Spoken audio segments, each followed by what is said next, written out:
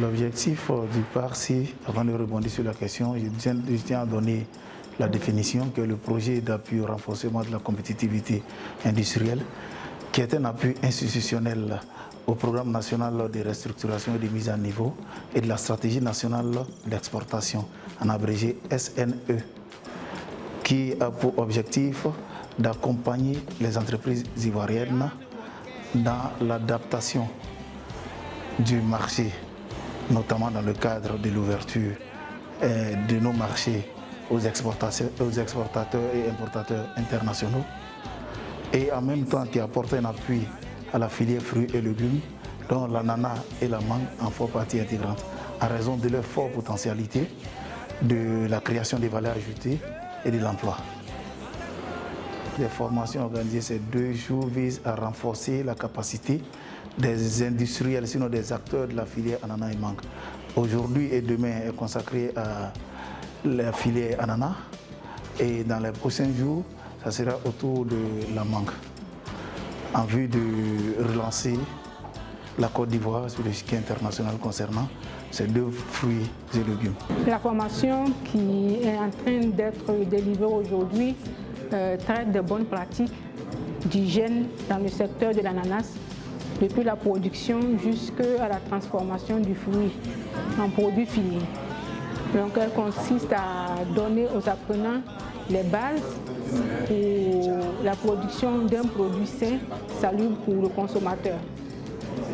Cette formation consistait à montrer l'itinéraire technique de production de l'ananas MD2 dans les zones de production en Côte d'Ivoire. BNA est un cabinet sérieux qui nous accompagne dans le cadre de cette formation, parce qu'un cabinet qui est reconnu au niveau africain et qui aujourd'hui n'est plus à démontrer sur l'échiquier international sa capacité de mettre à niveau un certain nombre d'industriels en passant par les acteurs de ces filières que nous avons choisies aujourd'hui dans le cadre de la stratégie nationale d'exportation. BNA, je pense parce que BNA est une structure qui est déjà établie depuis plusieurs années en Côte d'Ivoire dans le domaine de la certification, mais aussi dans le domaine des accompagnements et des formations. Donc BNA n'est plus à présenter dans ce domaine.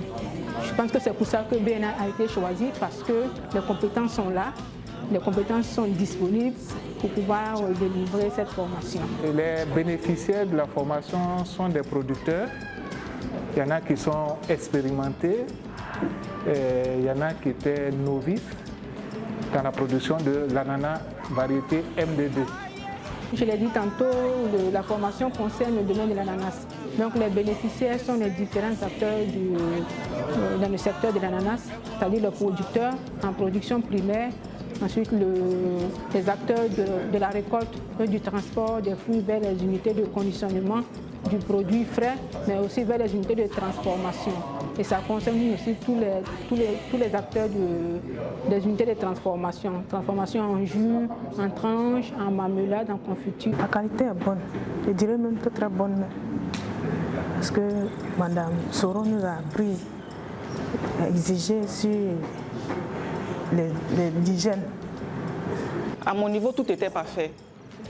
Tout était parfait. J'ai bien saisi, comment dirais-je, tout au long de la conférence, j'ai bien assimilé beaucoup de choses. Vraiment, je dis merci. Bon, nous, au niveau de nos activités d'exploitation, nous sommes déjà dans une démarche de certification de nos produits, puisque notre marché est principalement européen. Voilà, donc, mais déjà dans un premier temps, ce que nous avons appris ici, nous allons déjà commencer à mettre en pratique ces mesures-là à notre niveau, au niveau de notre plantation, au niveau des personnes, au niveau de la formation, au niveau en tout cas de tout ce que nous avons reçu ici.